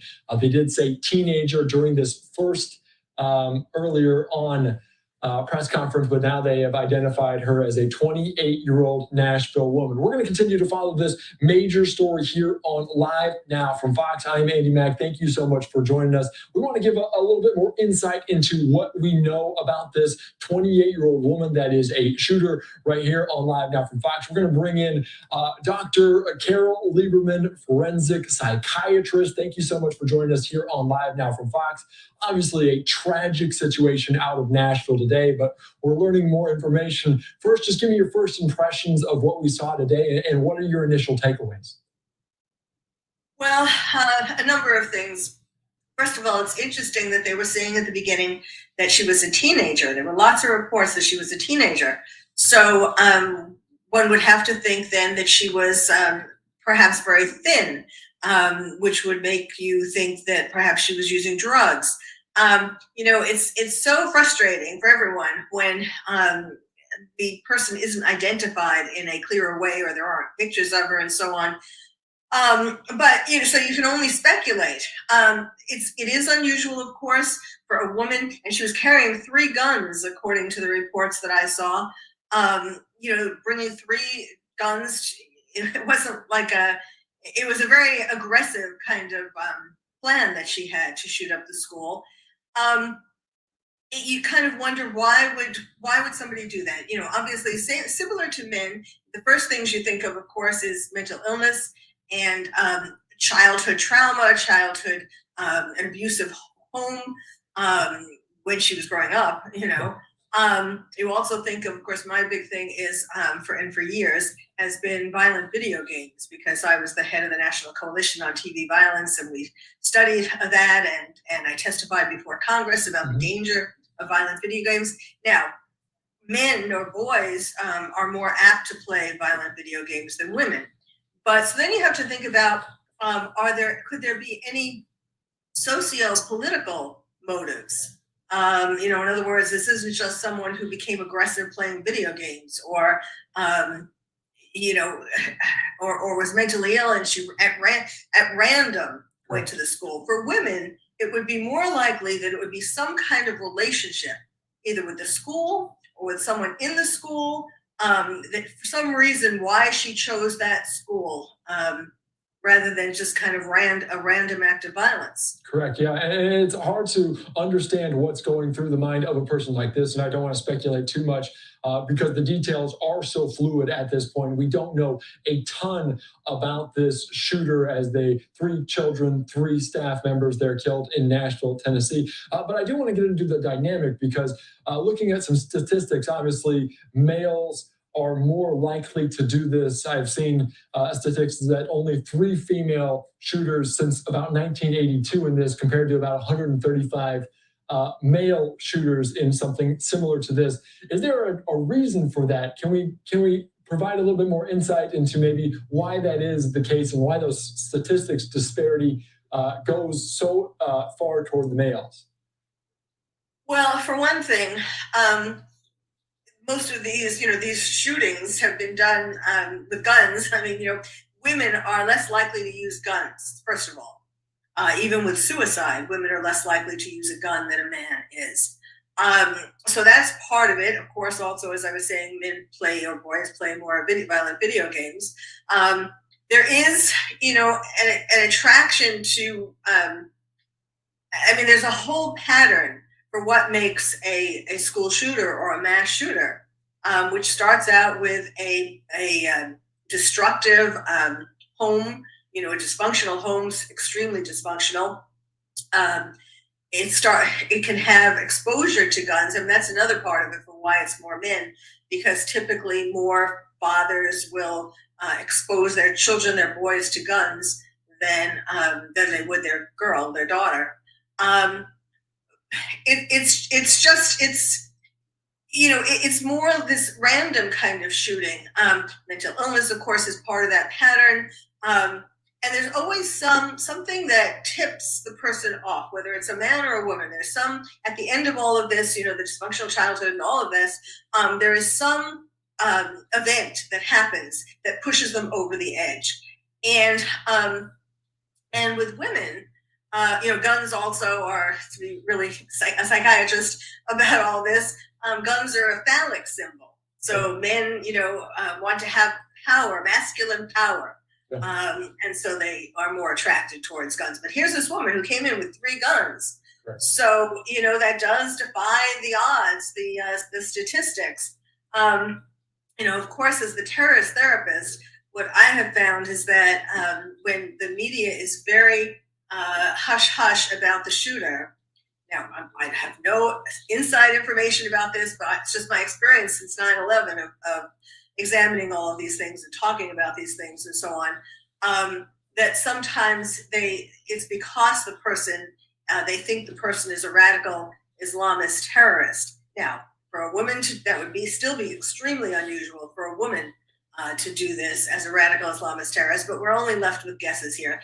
I just hope, the one thing I can say is that I hope that this isn't, over the years, there have been more women involved in crimes than before. Each year it's more the percentage of women being involved in crimes. I'm not talking about school shootings in particular, but just in general, has increased. There are more women prisoners and so on were before.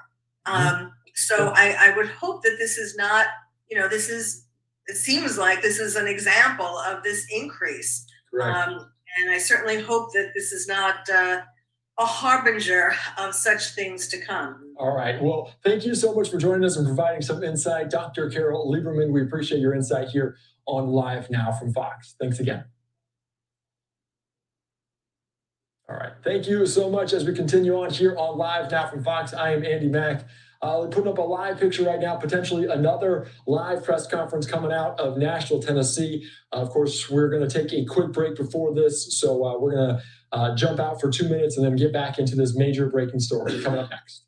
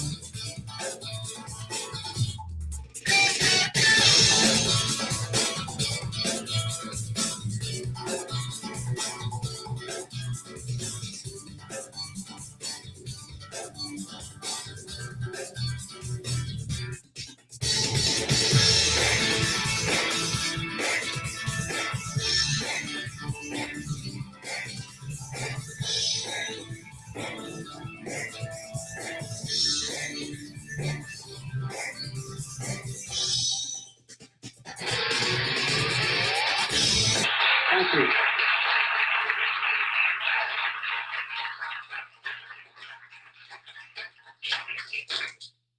My name is Joe Biden. I'm Dr. Joe Biden's husband. And I ate Jenny's ice cream, chocolate chip. I came down because I heard there was chocolate chip ice cream. By the way, I have a whole refrigerator full upstairs. I think I'm kidding. No, I'm not. God. Ben, how are you, pal? One of the best guys in the United States Congress, Ben Cardin.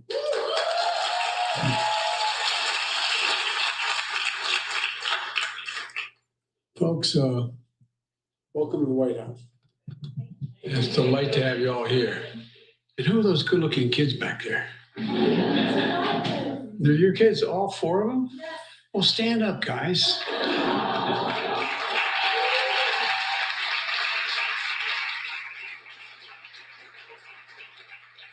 Well, I want you to know, like you, I had two brothers, three in our family, three brothers and one sister.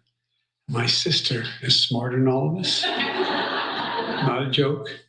She used to be 3 years younger than me. Now she's 23 years younger than me. Yeah. She managed every one of my campaigns for office, even back when I was in high school. We went to the same university 2 years apart. She graduated with honors. I graduated. And we had a simple rule in the family. Listen to Val. My sister Valerie is incredible. So guys, be nice to your sister. You're going to need her. You're going to need her. I promise. It's the same lineup. You're the oldest. Who's number two? Number two? Who's number three? You're twins? Are you guys twins? Okay. All right. This how it was in our outfit. Well, I'm so glad to see you all. Thanks for coming with Mom, okay? You got to take care of your mom. Dads are much harder to raise, but, you know. Before I began to speak, the reason I spent a little time with the kids, I just want to speak very briefly about the school shooting in Nashville, Tennessee. You know, Ben and I have been doing this our whole careers, it seems. And it's just, it's sick. You know, we're still gathering the facts of what happened and why. And we do know that as of now, there are a number of people who did not make it, including children. It's heartbreaking, a family's worst nightmare. And I want to commend the police who responded incredibly swiftly within minutes and the danger. We're monitoring the situation really closely, Ben, as you know, and we have to do more to stop gun violence. It's ripping our communities apart, ripping the soul of this nation, ripping at the very soul of the nation. And we have to do more to protect our schools so they aren't turned into prisons. You know, the shooter in this situation reportedly had 2 assault weapons and a pistol, 2 AK-47. So I call on Congress again to pass my assault weapons ban. It's about time that we begin to make some more progress, but there's more to learn. But I just wanted to send my concern and hearts out to so many parents out there. I've been to so many of these sites, as Ben knows, by virtually every one.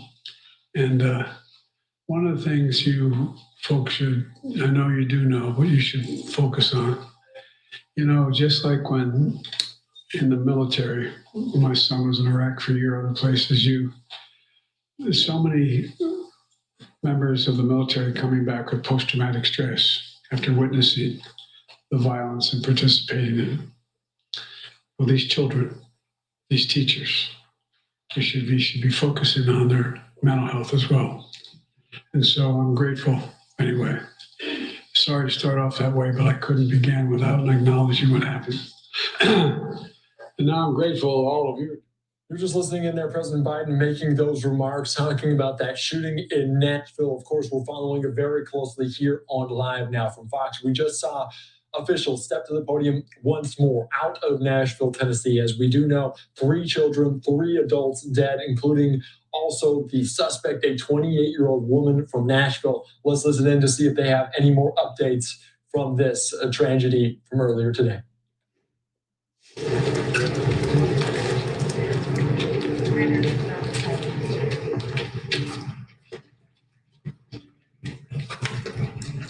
All right, this is our second briefing on this active shooter situation. Speaking to you at this point will be Nashville Chief of Police John Drake, the Director of the Tennessee Bureau of Investigation David Roush, Nashville District Attorney Glenn Funk, and then Nashville Fire Director Chief William Swan. Again, this is the second briefing. There will be other briefings to be held here in the same spot later this afternoon. We'll continue to brief throughout the rest of the day. Chief Drake. First and foremost, I want to say thank you all for being here on this very unfortunate situation. My heart and prayers go out to the families of the 6 people who were tragically injured.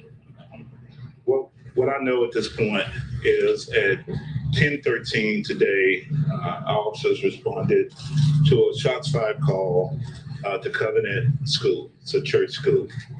Officers immediately responded. A team of 5 immediately went in the school, went to where gunshots were being heard, and engage the suspect. We have identified the suspect right now, tentatively a 28-year-old female white. We know the address of that person as well, and so we have some ongoing investigations as to that. We have 3 adult victims, and we have 3 children who have been identified and their families have been contacted. Right now, I will refrain from saying the ages, other than to say I was literally moved to tears to see this and the kids as they were being ushered out of the building. I want to say thanks to all of our partners, to the FBI, to the ATF, and other federal partners, to the THP, Tennessee Highway Patrol, the TBI, the district attorney, and to the fire department, who all came together and seamlessly addressed this situation as quickly as possible. I've already gotten requests from the national media about a great response. We're still assessing that as well. But what I can say and what I've said before is that whenever I hope that we would never have this situation, that if we ever did, we would not wait. We would immediately go in and we would immediately engage the person perpetrating this horrible crime. And so that's all I can say. Right now we have David Rouse, director of the TBI, who will come out to me to address his portion. And then we have others that will say something as well. So thank you. Thank you, Chief. Again, I want to echo what Chief has said in reference to the great support and the great teamwork that has been taking place here, and as well as sending our heartfelt prayers to the families, to this community of these victims. Now, I know there'll be people who want to criticize us for prayers, but that's the way we do that in the South, right? We believe in prayer. We believe in the power of prayer. So our prayers go out to these families. The role of the TBI in this investigation is we have been asked by General Fund to assist in the officer involved portion of this incident. So the incident where the officers engaged the suspect, we are assisting the Metro investigation. And the reason we've got Metro doing the primary investigation is because it was a fluid scene. So there wasn't a single stop in the action. So as they investigate the homicides, then we felt it was most appropriate. You're listening into this update here in Nashville, Tennessee. Some of you are going to see your final 2-minute break of this hour. The officer involved situation. And so that will be.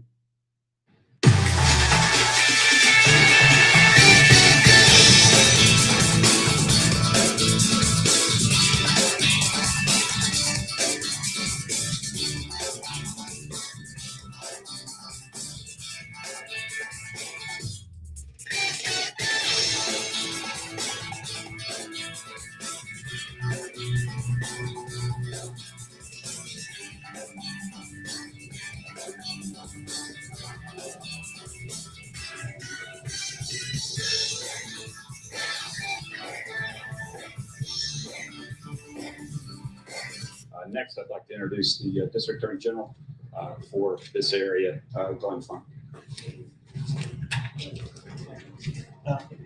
This is the ultimate crime when school children and caregivers are the victims of senseless gun violence. Can't say anything before we first express our concerns for the victims and their families, the extended number of victims that are traumatized by today's events.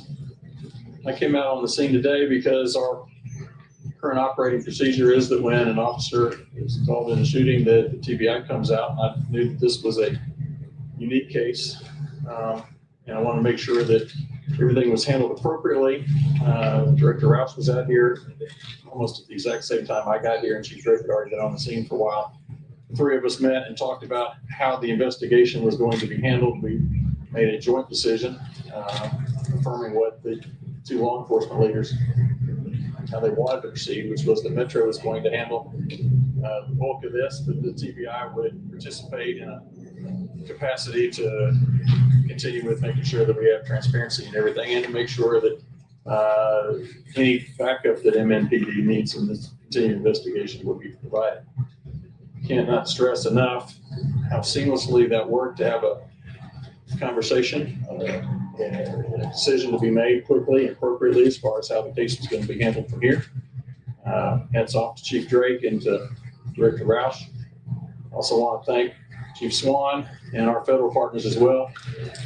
While I cannot comment about the ongoing nature of the investigation, really impressed with the work that's being done by law enforcement. Yes, good afternoon. First, let me just say, as everyone else, what a tragic day here in Nashville. So our hearts and our prayers do go out to all the family members and also the first responders that actually made this call. As always, the fire department and Office of Emergency Management, our job is to support. And we were here at the beginning and we'll be here to the end. We just ask that everyone, again, as we said earlier about prayer, we ask for that. And the ongoing support that's needed from our standpoint is to give support in any area that's asked for on the scene. So again, we thank you. And from this point forward, we'll just continue on with our mission and try to bring some type of closure and resolution. Thank you. I anticipate there will be another briefing at or before 4 o'clock. We will entertain 2 or 3 questions at this moment before these gentlemen have to go back to the scene to continue their work. Chief, you identified, did you confirm, did you identify the shooter in this case yet? Yes, we have identified the suspect. It's a 28-year-old female white that's actually a Nashvilleian or lives in the Nashville area. We are having ongoing investigation as it pertains to her at this time. Located her place of where she lived, and you have officers there, and we have. There. Was she wearing body armor? Was she wearing body armor? I can't say that far into the investigation. I don't remember seeing it, but I can't say for certain if she had body armor on or not. Did she have any connection to the church?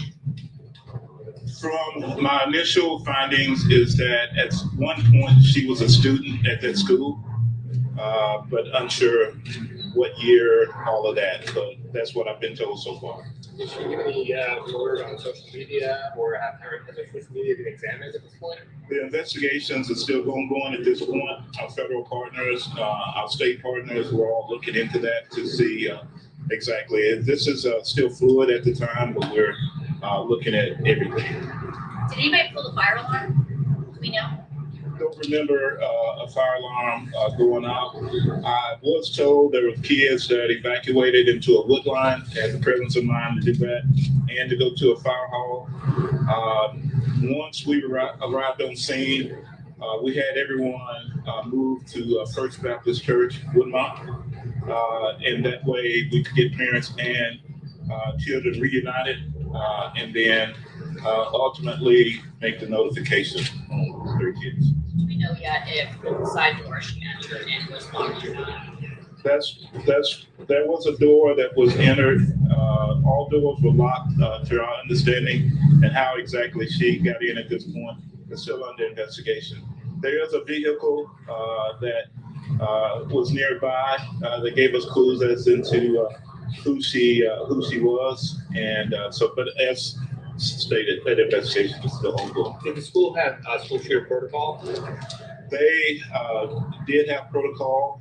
To my understanding, we had unfortunately 3 kids that were tragically hurt. It could have been far worse. Okay, folks, we'll be back again before 4 o'clock. Okay? Thank you.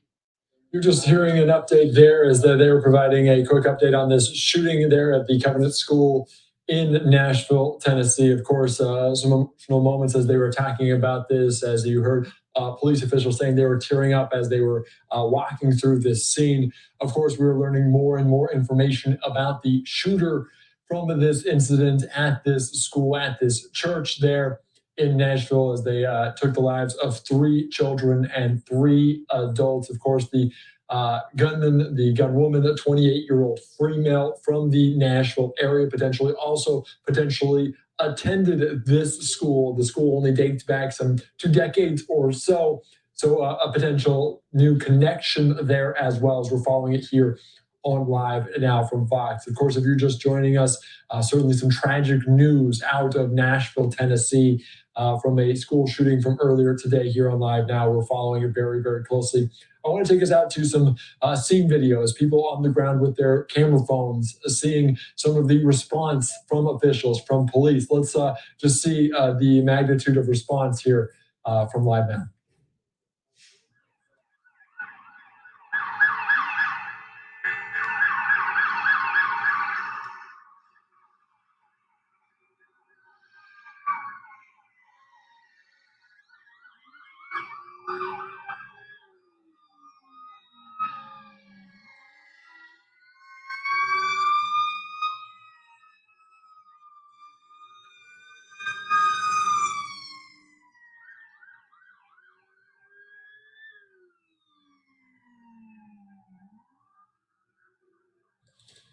You can just see the heavy response there from police there in this area in Nashville, Tennessee. Of course, still learning new details about this, but you can just see the amount of people there on hand.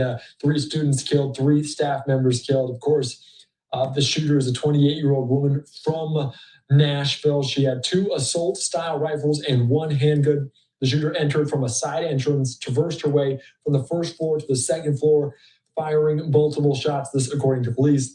Police, they did respond and heard gunshots on the second floor, engaged with the shooter until she was no longer a threat. There were 209 students and 42 staff on campus, and by 10:27, the shooter was down. We're continuing to follow this here on Live Now from Fox. I want to take you out to some witness sound as they were on their very emotional day for everyone in this area. Let's listen into this from the eyewitnesses on the ground in Nashville, Tennessee. Herdon. And you live right here? Yeah, I live here at Georgetown, 5.5 years. So can you just kind of describe to us what you heard?